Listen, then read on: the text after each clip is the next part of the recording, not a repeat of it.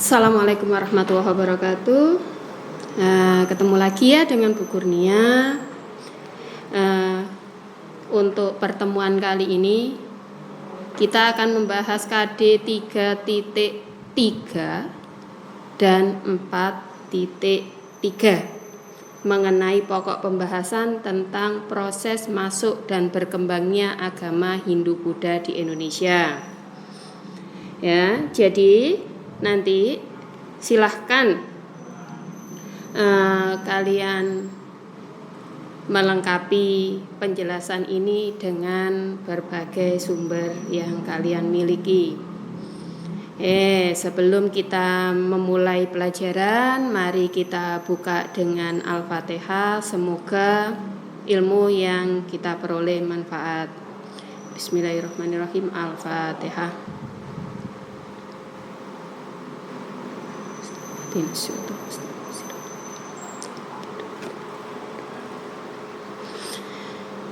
Nah, seperti yang Ibu sampaikan tadi, tapi sebelumnya ya,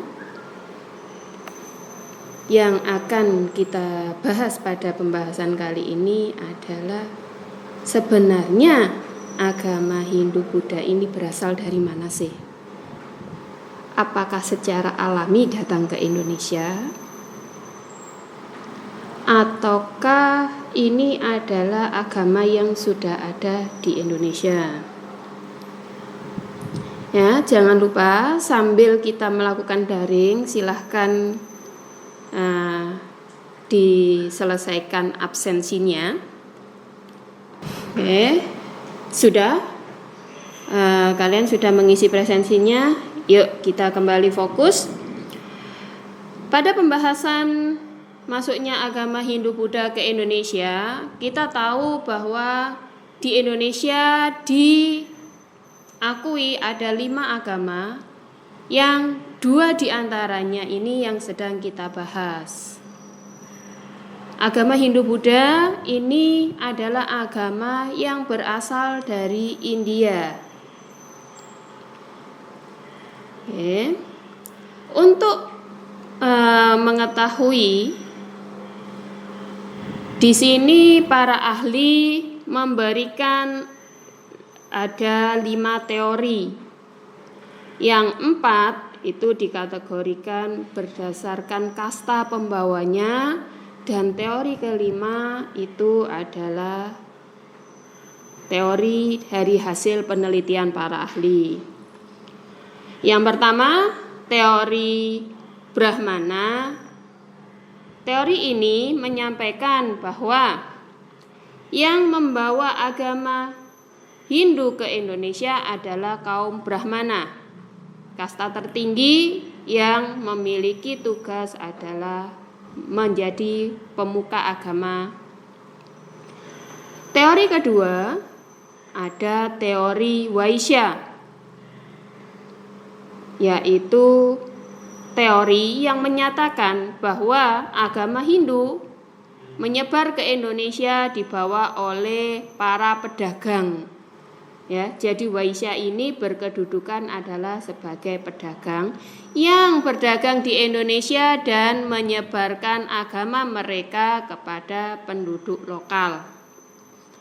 Yang ketiga, ada teori Ksatria.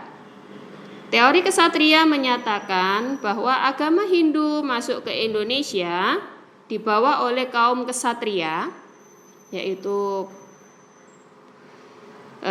dari kalangan kerajaan yang pada masa itu di India sedang terjadi pertikaian, sehingga kaum Ksatria ini istilahnya gitu ngungsi ke Indonesia. Mereka menetap di Indonesia dan menyebarkan agama.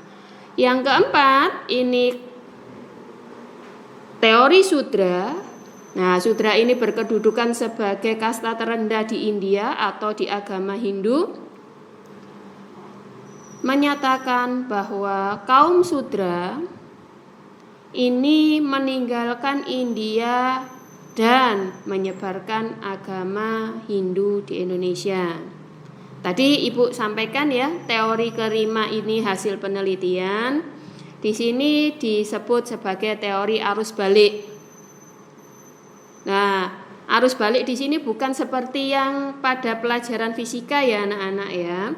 Tapi karena ketika orang India datang ke Indonesia dengan berbagai keunikannya, membuat orang Indonesia itu memiliki rasa ingin tahu.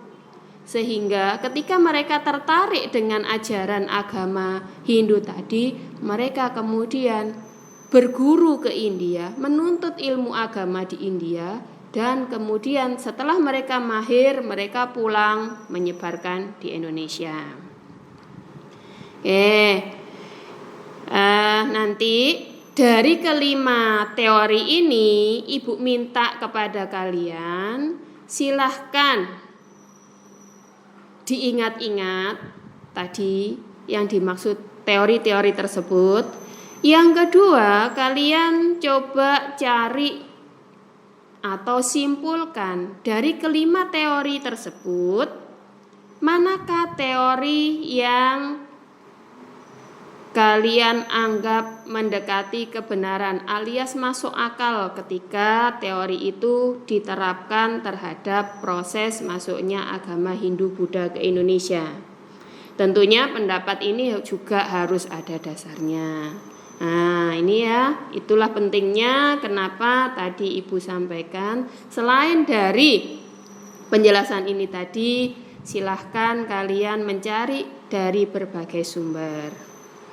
Nah, untuk sementara pada pembahasan ini Ibu cukupkan sampai di sini. Jika nanti ada yang masih perlu didiskusikan, kita lanjutkan dalam forum WA Group.